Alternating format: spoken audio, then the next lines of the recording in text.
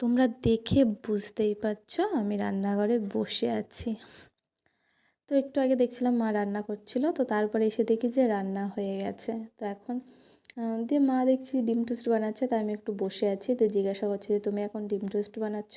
তো বলছে ওই যে দাদাগুলো কাজে এসেছে, মানে আমি তো দাদা বলি আর আমার মাকে তো সবাই কাকিমা বলে, তো আমি যেহেতু দাদা বলি তাই বলছে ওদের হচ্ছে আজকে ভাবলাম একটু ডিম টোস্ট বানিয়ে দেবো, তাই এই যে ডিম টোস্ট বানাতে বসে গেছি।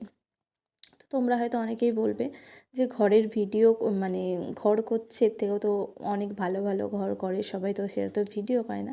না, ব্যাপারটা সেরকম না। তো তোমরা আমার ভিডিও যারা দেখে থাকো অনেকেই দেখবে যে আমি টুকটাক ডেলি ভ্লগ পোস্ট করি বা পোস্ট করার চেষ্টা করি। তো কোথাও গেলে বা টুকটাক বাড়িতে কি রান্না বান্না হয়, বাড়িতে কি করছি না করছি, তো সবটাই তোমাদের সাথে টুকটাক শেয়ার করি। তাই ভাবলাম যে আমি যে কটা দিন বাড়িতে থাকবো, তো সে কত দিন টুকটাক হচ্ছে কি না ঘরের ভিডিও করব। তো যাই হোক না কেন, একটা জিনিস হলে কিন্তু সবারই একটু মনে মনে আনন্দ হয়। তো যাই হোক, আর এইদিকে দেখো মা ডিম টোস্ট রেডি করে দিয়েছে। আর আজকে 3টে দাদা যেহেতু কাজে এসেছিলো সেই কারণে 3 প্লেট। আর আমি দেখো কী সুন্দর সহজতে স্মাইলি করে দিয়েছি।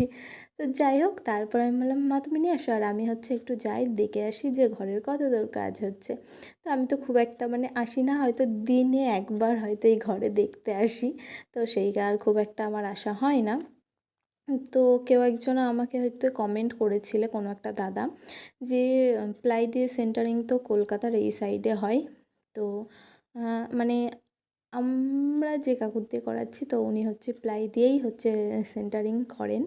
তো আমাদের এই সাইডে উনিই করে। আর আমি আপাতত কাউকে দেখিনি ওই রকম প্লাই দিয়ে সেন্টারিং করতে, তো ওনাকেই দেখেছি। তো যাই হোক, আমাদের বাড়ি গ্রামে, শহরে বা কোথাও না। তো এই যে একটা দাদা, আর এই যে দেখো মানে